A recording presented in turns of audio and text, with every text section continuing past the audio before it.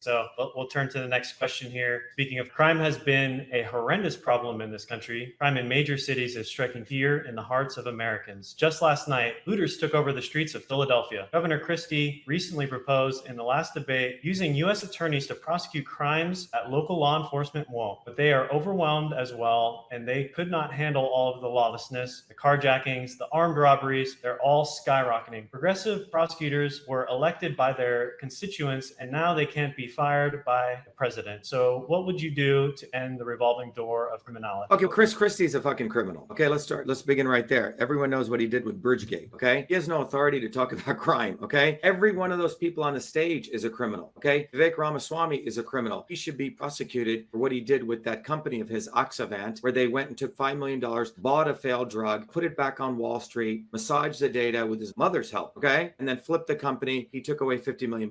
Every one of those guys on stage is a criminal. So none of these people have any authority to talk about crime. The crimes that they've done are 10 times more worse than these petty larcenies or people getting upset, right? What they've done with the sweep stroke of a pen, what they've done in back rooms with hedge fund meetings, right? How they've manipulated money. Everyone on that stage is an organized criminal. The real question is, what are we going to do about that crime? Let's focus on the real crime. You say the real crime is all those guys on stage. And that's why the only solution for everyone listening is you got to go to shivaforpresident.com and get ready to vote for Shiva for president. Get one of these bumper stickers and put it on the back of your car. And when you do that, you're saying a big fuck you. And what you're saying is, I'm going to come after all of you criminals by voting for Dr. Shiva. You see how they phrase these questions? It's an assumption that they're not criminals. Okay. Chris Christie was the attorney general or whatever, the governor of New Jersey, where I grew up in. He's a fucking criminal, right? Who's he? He's a mobster. Look at him. He's a fat fucking mobster, right? By the way, I went to school with him. He used to be the catcher on our baseball team. Put on a lot of weight since then. But regardless of that, all of those people on the stage, Chris, are all criminals. The issue is, what are we going to do to jail them? What are we going to do to prosecute all of them? And why are they even on the debate stage? It's a crime that they use social media and then they have this alliance with government to make our campaign invisible. Is that not a crime? How many civil rights laws does that break? How many election interference laws does that break? So they get away with crime every day. Okay. So we need to really define who's the criminal here. They're the criminals. I can appreciate that answer.